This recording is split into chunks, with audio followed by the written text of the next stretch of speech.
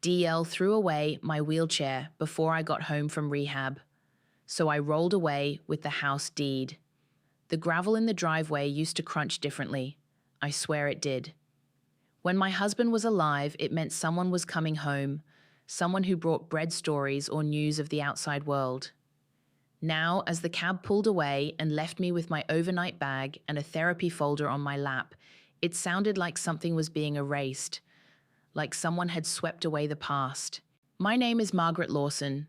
I'm 72 years old, and I live or used to live in a quiet corner of North Carolina where the summers are too hot and the winters too short. 3 months ago, I fell. A bad one.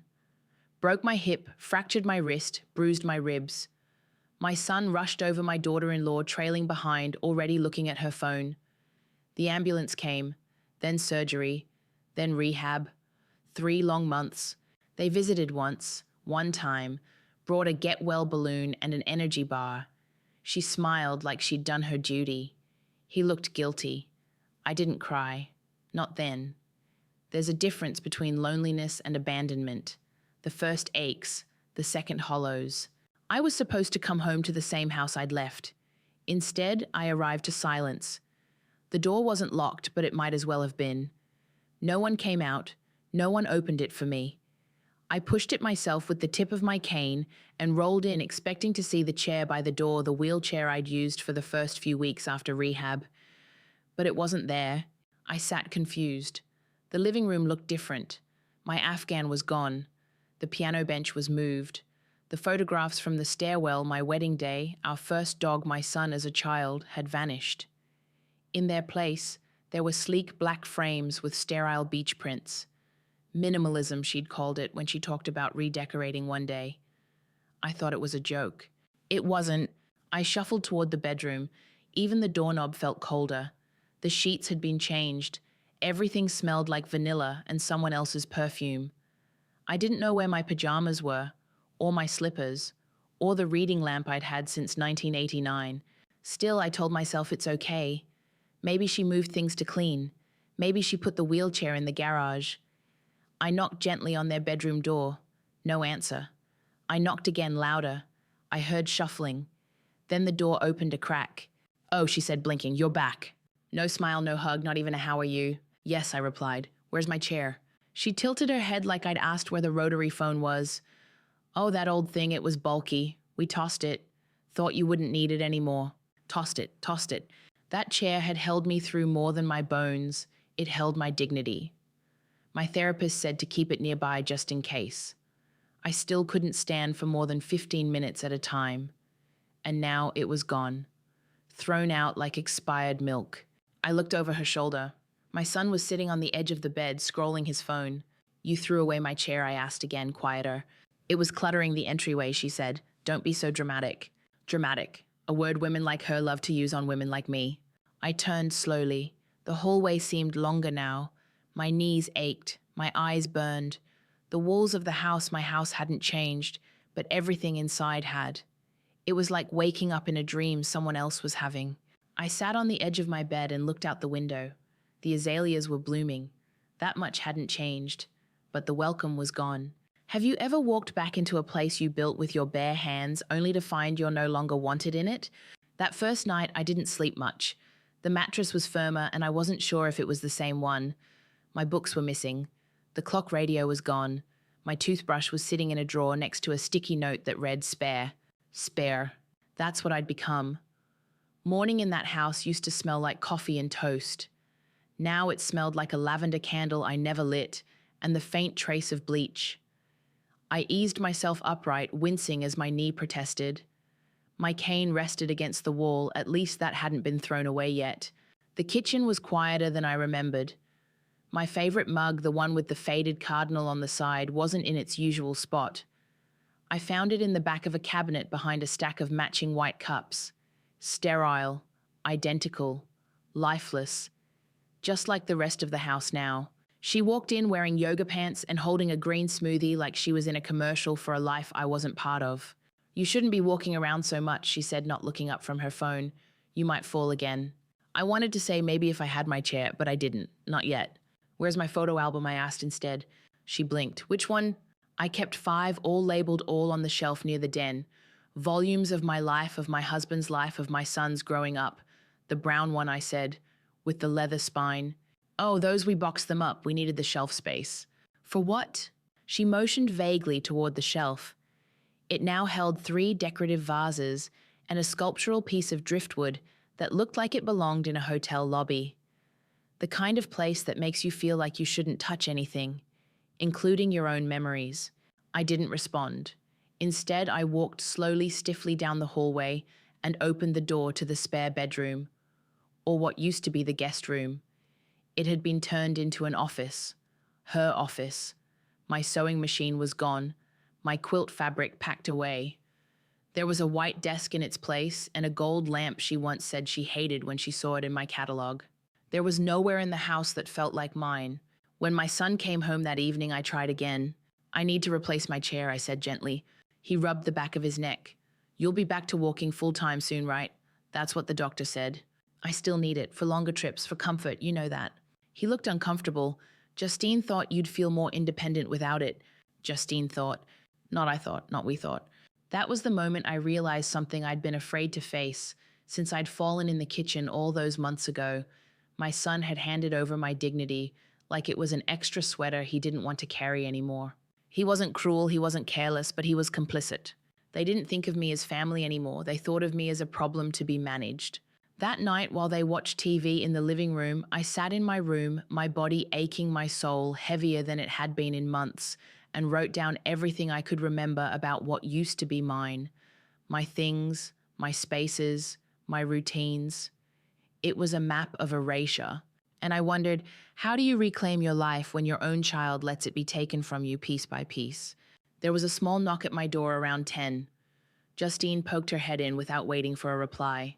I put your laundry on your bed. Don't forget it's your week to buy groceries. Then she left. My week, my house, my money? But my week. She had drawn a line and I hadn't even realized I was on the wrong side of it. That night I dreamed of the chair again, not just the object, but what it represented. Safety, independence, something I could still control. I woke with tears in my eyes and a pit in my stomach. The next morning I searched the garage. The chair wasn't there, but neither was the box of Christmas ornaments I'd kept since 1978. The angel with the broken wing, the ornament my husband made from an old key. Gone. Not misplaced, not lost. Discarded. Like me, the hardest part wasn't losing the chair. It was realizing I'd been slowly erased while I was still alive. After my fall, I expected recovery to be painful. I expected the loneliness of rehab. I didn't expect to come home and feel like I died without dying. That's what no one warns you about. You think when you give someone your blessing to look after things, they'll treat your life with care, that they'll guard what matters to you. But when I opened the hall closet and saw my winter coat shoved in a trash bag under an old yoga mat, I knew Justine didn't care. Not about the coat, not about my photos, not about me. She didn't see me as a person with history. She saw me as clutter. Later that day, she held up a bundle of towels and asked me where the guest linens were stored now. Those are the guest linens, I replied. She frowned. Oh, I thought those were just your old ones. She didn't even know the difference between what was hers and what was mine anymore. That night, I stood in the hallway and looked at my reflection in the small wall mirror she hadn't replaced yet.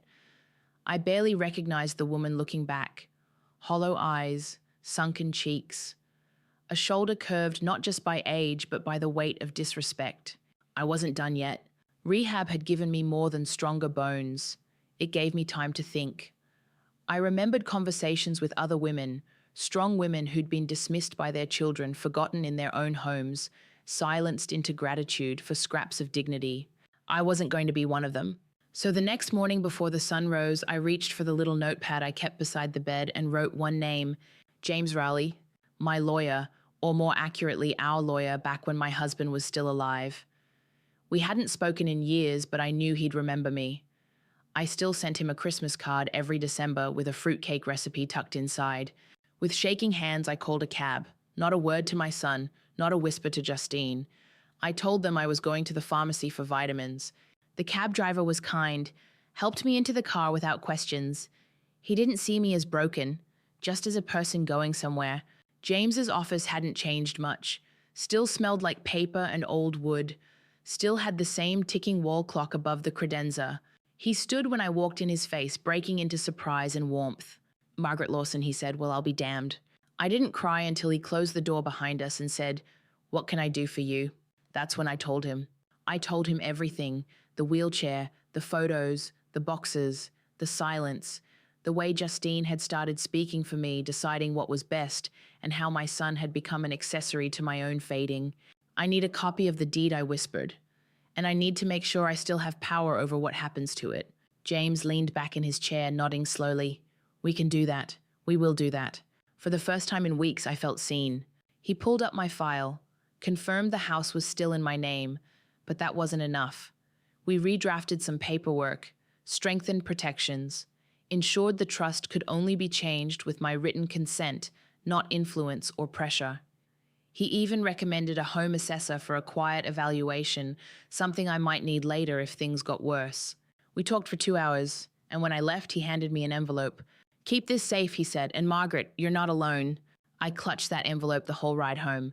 When I walked back in the door, Justine was on the phone pacing the kitchen in her slippers. She barely looked up. "Pharmacy take long?" she asked. I smiled, a little longer than expected. Then I slipped the envelope into the back of my closet under the old quilt she hadn't found yet. My name, my deed, my life. I wasn't going anywhere. Not yet. But now I had a plan, and I was done asking permission. Something shifted after that visit to the lawyer. Not in the house, not yet, but in me. I walked the hallways slower but straighter. I answered questions with fewer apologies. I started saying no again. No, I wouldn't move my clothes to the smaller closet. No, I didn't want oat milk in my coffee. No, I wasn't ready to sell the piano. And Justine noticed. One afternoon, she paused mid-scroll on her phone as I sat folding laundry, my laundry, not hers. "You've been different lately," she said. "Rehab gave me perspective," I replied. She raised an eyebrow. "Perspective?" "Yes, about what I value, what I won't allow." She laughed, a small, breathy sound that didn't reach her eyes. "Well, I hope that includes not holding on to old junk. This house needs breathing room." She left the room, but I stayed still, her words echoing in the silence. Breathing room. That's what I'd become to her, a blockage, an obstacle. Not a person. Not the woman who paid the down payment on this house. Not the one who took in her son and his new wife when they were jobless and struggling. It's funny the things people forget when they're done needing you. I started spending time in the garden again. It hurt to kneel, so I didn't. But I sat on the bench near the roses, another thing she'd wanted to dig up for a cleaner look. I brought out my sewing basket one morning and began mending the old table runner she claimed was too country. The more I reclaimed pieces of myself, the more agitated she became. Then came the dinner. I had made soup, from scratch, the kind my husband used to love on rainy days. I set the table, laid out bowls, even lit a candle. When they walked in, Justine stared at it like I'd drawn a line in the carpet. "Oh," she said flatly, "you cooked." "Yes," I said, "thought we could eat together." She didn't respond. My son smiled weakly, sat down, and began to eat. She picked at the bread. Then, without a word, she stood up, grabbed her plate, and walked into the living room. 5 minutes later, I heard laughter, the sound of a sitcom. I sat at the table alone, spooning warm broth into a silence so loud it rang in my ears. That soup took me over an hour to prepare. But all I tasted was the bitter knowing that I no longer belonged at the same table as them. That night I opened the drawer beside my bed and took out the envelope. I held the deed in my lap, ran my fingers over my name, Margaret A. Lawson, and whispered it aloud like a prayer. This was my house, my walls, my foundation, and I was being pushed out of it one small cruelty at a time. The next morning I took a walk, slow, measured, and circled the property line. I noted the fence that needed mending, the mailbox that tilted, the patch of wild mint I'd planted years ago that still came back each spring. It was all still mine. But for how much longer? That evening, I overheard Justine talking on the phone in the kitchen. "She's too stubborn," she said. "I know it's her house technically, but she's barely managing. We can't keep waiting for her to slip. It's not fair to us." Not fair to them? That was the moment the fear disappeared. It burned up like a letter held too close to a flame. I felt only clarity. They were waiting for me to fail. And I'd been waiting for them to care. We were both done waiting. I didn't speak to them for 3 days, not out of spite, but out of protection. Silence became my shield. Justine noticed, of course. She knocked on my bedroom door once to ask if I needed anything. I said no. She didn't ask again. My son, bless him, tried to pretend nothing was wrong. He brought me a bag of groceries, ones I'd ordered myself online. He smiled weakly when he handed them over, then disappeared back into their room like a boy who had misplaced his courage. I didn't blame him as much as I used to. I blamed the weariness in him, the way he shrank when she raised her voice. I blamed whatever lie he told himself at night to feel like a good man while his mother sat eating soup alone. But I was done trying to understand him. One afternoon, I sat in the backyard with the birds chirping and the sound of a neighbor's lawnmower humming softly across the fence. I had my deed in my lap and a cup of chamomile in hand. That's when the decision settled in my chest like a soft but unshakable truth. I wasn't going to wait until I was pushed out. I was going to leave, but not like they expected. They assumed I'd walk away empty-handed, grateful just to escape. That I'd leave them the house like a dog dropping its last bone at their feet. No, I would take what was mine, and I'd do it with grace. So I made a list. First, secure the deed, scan a digital copy, and store it off-site. I mailed a backup to my niece in Raleigh, my late sister's daughter. Smart, quiet, and fiercely loyal. She called the minute she received it and said, "Whatever you're planning, I'm behind you." Second, open a private bank account. I moved what I could. They didn't notice. They never asked about my money unless it concerned them. Third, start packing, slowly, carefully, things they wouldn't miss until they were gone. Old jewelry, important papers, the photo of my husband and me dancing in the kitchen barefoot back in 1972. Fourth, contact James again. This time I wasn't asking for reassurance. I was ready to act. We met at his office late in the afternoon. The blinds were drawn and his secretary had already gone home. He brewed a fresh pot of coffee just for me. "I want to update the trust," I said. He nodded slowly. "To remove your son?" "To protect what's left of my peace," I replied. He didn't push, just handed me the paperwork and walked me through it. "I'm selling the house," I added, eventually. "But first I want them out." "Eviction?" "No," I said. "Notice. I want them to know they've overstayed a welcome that never should have been abused." James gave me a long, assessing look. "You always were sharper than people gave you credit for." "Not anymore," I said. "Now they'll see the edge." By the time I left his office, the sun had dipped behind the trees. I held the documents tight against my chest, each page a quiet declaration that I was no longer a guest in my own life. When I returned home, no one noticed I was gone. Justine was on the couch, a throw blanket over her lap phone in hand. My son was in the kitchen microwaving something that probably cost more than a home-cooked meal ever would. I walked past them without a word, and for the first time in months, I felt taller than my shadow, because I had everything I needed. I had the truth, the deed, and the will to walk away, not broken, not forgotten, but free. The next morning, I folded each of my grandmother's linens one by one, the ones Justine had called dated. I ran my hand over the embroidery, soft and fraying, done by fingers that had scrubbed laundry in a river and taught me to thread a needle. I stacked them in a suitcase she hadn't touched, yet tucked beneath the bed. I was almost ready. It's strange how grief prepares you for rebellion. Every quiet dismissal, every rolled eye, every time Justine spoke over me like I wasn't even there, it had built something in me.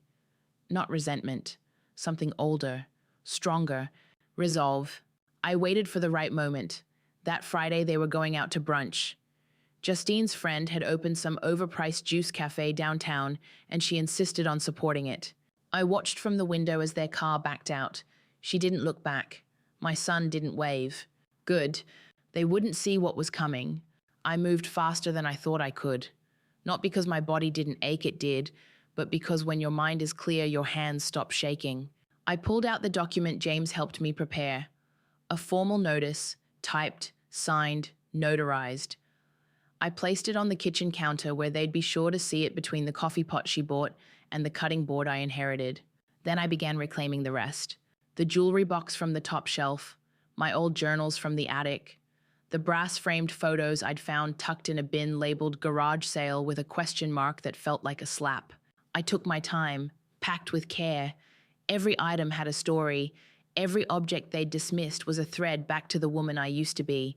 When they returned, it was late afternoon. I was sitting at the dining room table with my cane resting across my lap.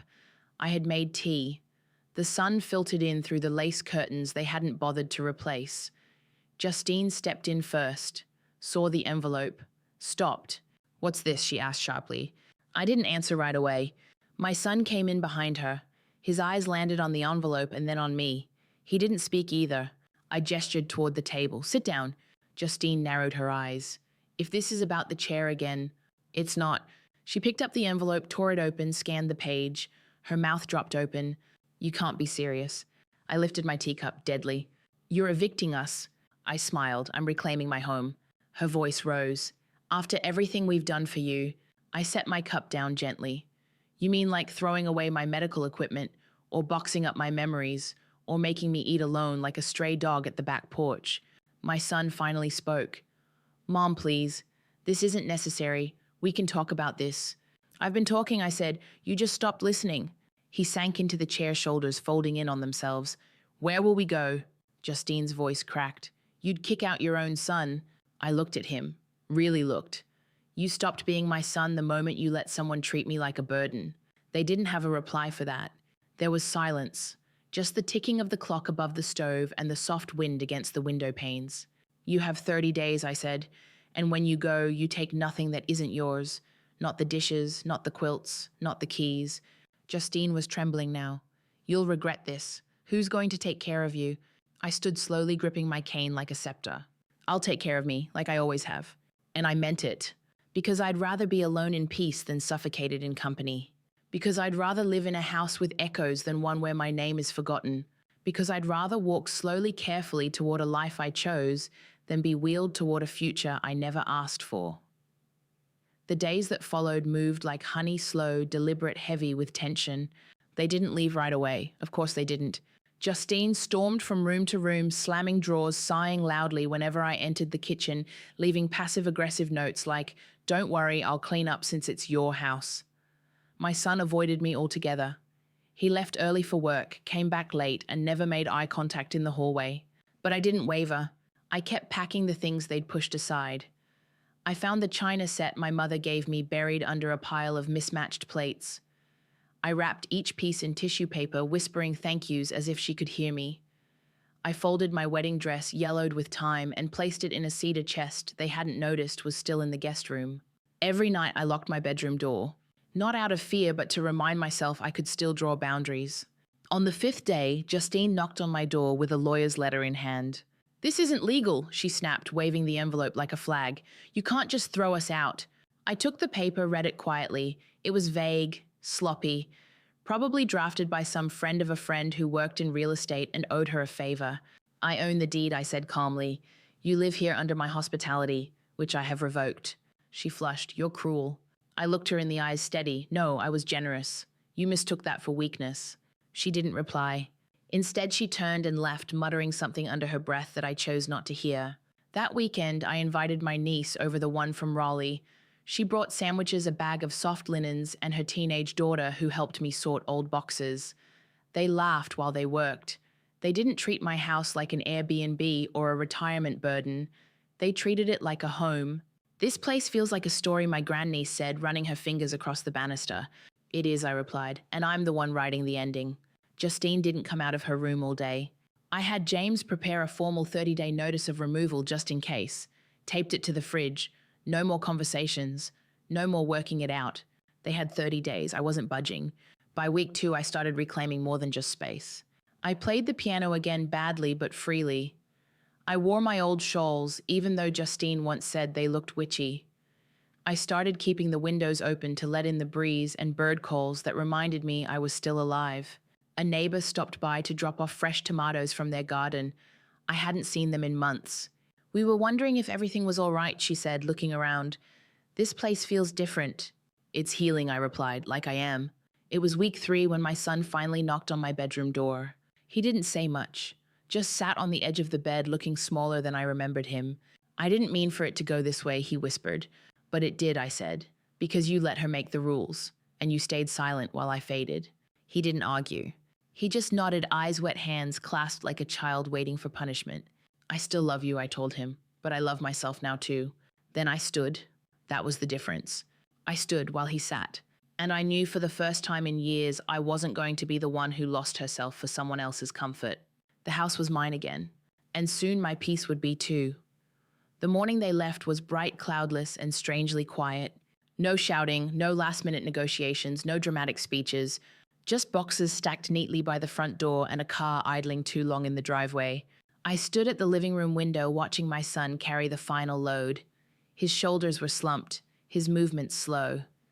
Justine trailed behind, sunglasses on expression unreadable. I didn't wave. They didn't look back. The moment the car disappeared around the bend, I closed the door with my own 2 hands and locked it. Then I leaned against the frame, exhaled, and let the silence wash over me like a warm tide. There was no music, no applause, no tidy moral to tie things up, but there was space. There was stillness. There was room to breathe. I made tea, real tea, in my cardinal mug.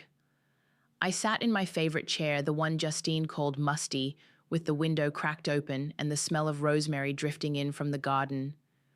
I turned on the old radio and let the static hum until it found something soft and familiar. It didn't feel like victory. It felt like restoration. Later that afternoon, I wandered through each room. I opened the linen closet and smiled at the sight of my grandmother's embroidered towels neatly folded once again.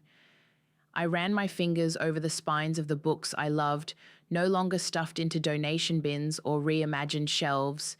Every item, every detail whispered, "You're still here, you made it back."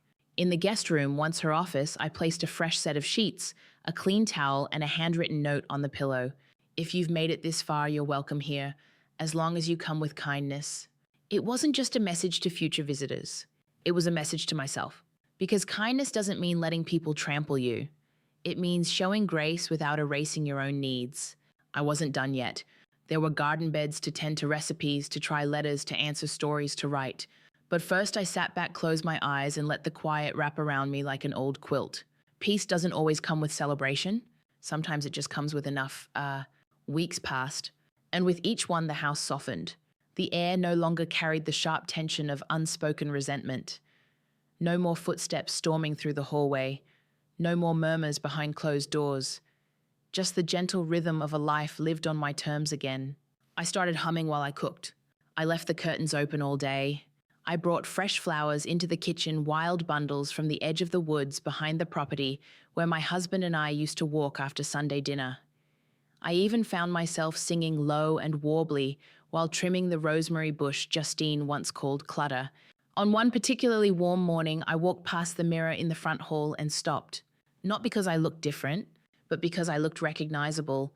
There I was, Margaret Lawson, widow, mother, gardener, survivor, 60 years of memories behind me, and finally some peace ahead. Of course there were still pangs of grief. My son didn't call. I didn't expect him to. Maybe one day, maybe not. I thought of the boy he used to be, how he used to bring me dandelions in sweaty fists and tell me I made the best grilled cheese in the world. I grieved for him like I grieved for my husband gone, even if not entirely dead. But grief is not the same as regret. And I didn't regret standing up for myself. I didn't regret choosing quiet over chaos, solitude over submission. One afternoon I received a letter. Handwritten, neatly folded, no return address. But I recognized the handwriting immediately. "Mom, I don't know what to say except I'm sorry. I should have stood up for you. I let things go too far. I thought keeping the peace was love, but I see now that I just abandoned you to hers. If there's a path back, I'll wait for you to open it. Love, Michael." I read it 3 times. I didn't cry. Not because it didn't matter, but because it did. He had finally seen me.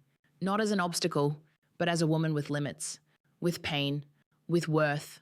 I folded the letter, placed it in the drawer beside my bed, and didn't rush to respond. He would have to wait now just like I had, because healing doesn't happen on someone else's schedule. It happens when you're ready. And I was ready. Ready to live on my own terms. Ready to rebuild, replant, remember. Ready to make tea in the quiet. To dance alone in the hallway if the mood struck me. To hold a deed, not just to a house, but to my life. It was a Tuesday afternoon when the rain came, the soft kind that taps the windows without hurry. I was sitting by the fireplace, knitting the last edge of a blanket I started before the fall. The radio played something gentle in the background. I didn't realize I'd stopped knitting until I noticed my hands resting still in my lap, the yarn pooling like warm thread across my knees. I looked around the living room. There was no shouting, no clicking heels across the tile, No breath held behind my ribs in anticipation of what would be moved or tossed or modernized. Just peace. It hadn't come easily, it hadn't come quickly, but now it sat with me like an old friend. I rolled myself over to the bay window, my wheelchair, a new one I'd ordered myself without apology or shame. It wasn't a symbol of weakness. It was a seat I had earned through healing, through battle, through knowing when to ask for support and when to take up space. Outside, the rosemary bloomed again. So did the mint. And the dogwood in the corner, nearly ripped out for a patio she never built, had sprouted new leaves. I let the rain fall and didn't move to close the window. The air smelled of wet stone and memory. I thought about my son, about the silence that still stretched between us like a long hallway neither of us knew how to cross anymore. And yet his letter was real. So was the hurt. So was the possibility. I didn't know if I'd ever let him back into this house, but maybe, just maybe, I'd open the porch light one day, leave the gate unlatched, let him knock without fear of being turned away. But not yet. Not until he understood what had been broken, and how long I'd waited for anyone to notice. I sat there for a long while, not sad, not bitter, just still. And in that stillness, I remembered something my mother once said when I was a girl and cried about not being invited to a neighbor's party. Sometimes, child, the best thing you can do is walk away so you can remember how it feels to walk proud. She was right. So I sat in that wheelchair, in my house, in my home, and I smiled, because I had walked away with my pride, my name, my photos, my grandmother's linens, and the house deed tucked away like a promise in my desk drawer. It was never about revenge. It was about return. The day the 30 days expired came without fanfare. No last-minute knocks, no pleading phone calls, no suitcases mysteriously left in the hallway. I walked the perimeter of the house early that morning, cane in hand, bathrobe pulled tight against the soft wind. Everything felt still but not empty. I made eggs for breakfast, slowly, deliberately. I didn't rush, didn't glance toward the hallway to see who might judge the smell of butter in the pan. I cracked the window just a little and listened to the sound of my own life spoons in a ceramic bowl, the kettle singing when it was ready, the creak of the old floorboard that had always groaned beneath my sink. I'd forgotten how much comfort lived in those small sounds. Later that afternoon, I walked into what used to be Justine's office. She'd taken her desk, her gold lamp, her vision boards, and smoothie blender. What she hadn't taken were the hooks on the wall where my old quilt rack used to hang. I stood there for a moment staring at the empty hooks. Then I opened the closet and pulled out a wrapped bundle. My husband's flannel shirt still faintly smelling of cedar. My son's first baby blanket. The first quilt I ever finished with my mother's help. One by one I hung them again. Not to show anyone, not to decorate, just to remember. The light caught the stitches in the fabric as it passed through the window, every line a thread I'd used to hold myself together long before anyone else came into this home. At sunset, I sat on the front porch, a fresh pot of tea beside me, my shawl around my shoulders, and the house quiet behind me. And for the first time in a long time, I didn't feel like I had to watch over the house. It was mine, and it knew me again. I thought about the neighbors. Some had wondered where my son had gone. One woman asked at church if I was okay living alone again. I had smiled and said, I'm not alone. I'm just not in bad company anymore. She'd chuckled, not quite understanding. But maybe she would someday. Maybe there's a time in every woman's life when she realizes that being tolerated is not the same as being loved. That silence isn't always peace. That loyalty, when unreciprocated, becomes a cage. And if you're lucky or broken enough to rebuild from scratch, you might just learn how to say the one thing that saves you. No more. And mean it. By the time the stars appeared, I had turned the porch light off, not to close the world out, but to finally rest. I walked back inside, shut the door gently, and let the night hold me. In the quiet that followed, something unexpected arrived.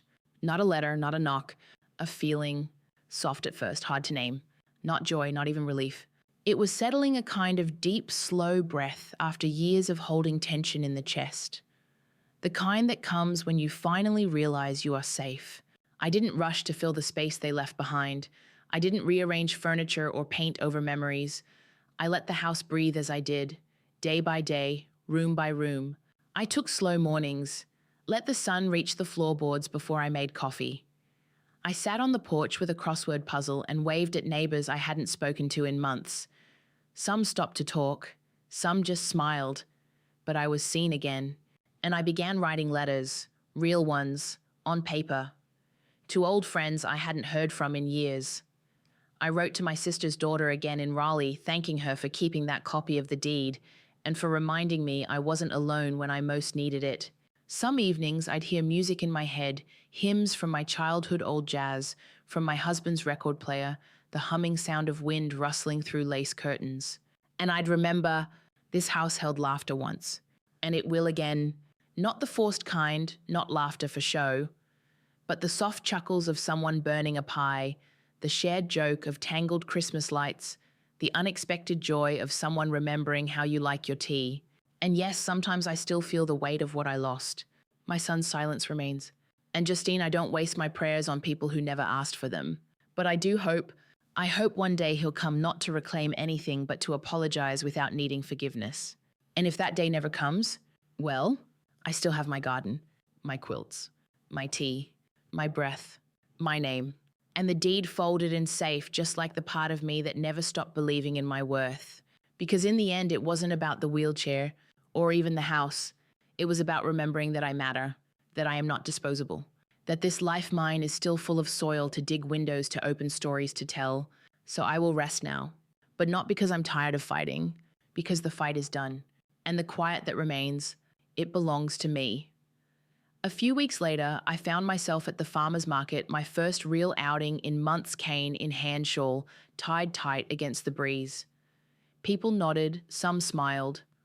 I was just another woman selecting tomatoes, weighing apples, comparing prices on homemade jam. But to me, it felt like stepping into sunlight after years of dusk.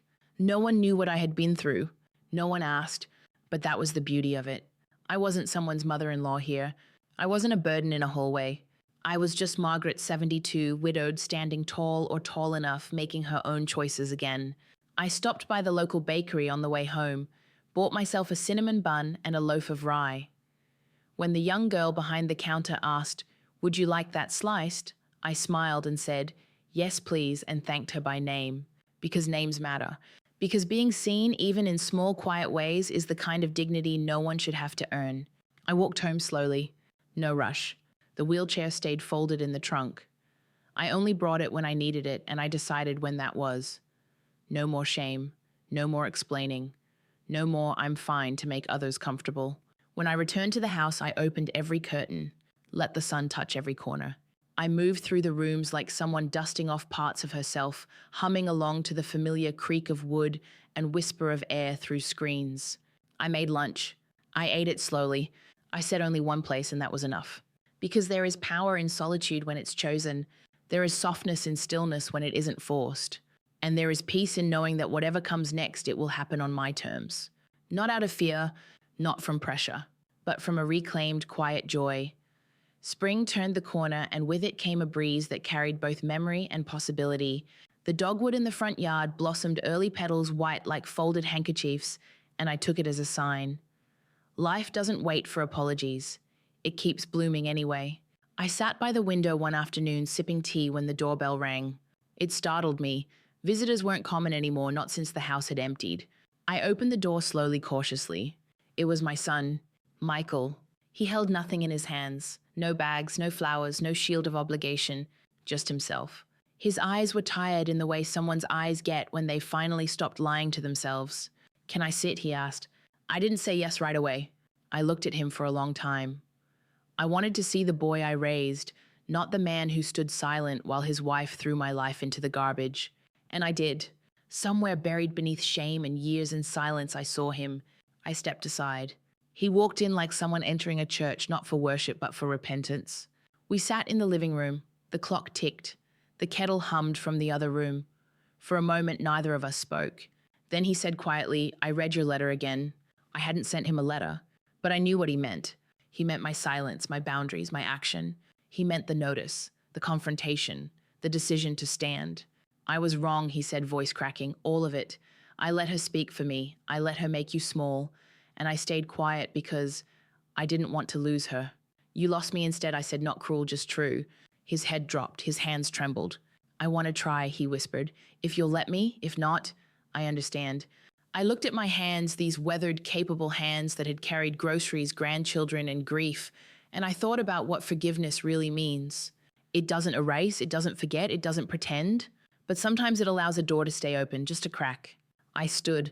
He looked up uncertain. I didn't answer. Instead, I walked to the kitchen, poured a second cup of tea, set it on the table, nothing more. He followed. He sat. He cried, and I let him. Not because I owed him that grace, but because I had enough grace now to give with caution, with conditions, with time. We drank in silence. But this silence wasn't the kind that crushed. It was the kind that healed. It wasn't a reunion. Not exactly. There were no warm hugs, no sudden fixes, no picture-perfect ending. But something had shifted. Michael came by once a week after that, always alone, sometimes with groceries, sometimes with a folding chair he'd set up beside me in the garden. He didn't fill the silence with excuses. He didn't ask for the spare key back. He just showed up, and I let him, bit by bit. We replanted the mint patch one Saturday morning. I showed him how to trim the roots just enough so they'd take hold again. He listened, not just to my instructions, but to the quiet stories I let fall in between them, about his father, about the quilts, about who I used to be before all of this. He didn't look away this time. Once he apologized again. I should have stopped her when she threw out your chair. I nodded, but you didn't. He swallowed hard. I thought we were helping you. No, I said gently. You were helping yourselves to my space, to my patience, to everything I'd built. He nodded. He didn't argue. That was new. One afternoon, he asked, do you want me to come by next weekend? And I said, if you do bring the photo albums from the attic, I want to put them back where they belong. Because they did. Because I did. That night, I sat by the fireplace again, cardigan wrapped around me, tea in hand, light flickering gently across the floor. The chair beside me was empty. But for the first time in a long while, it didn't feel like a loss.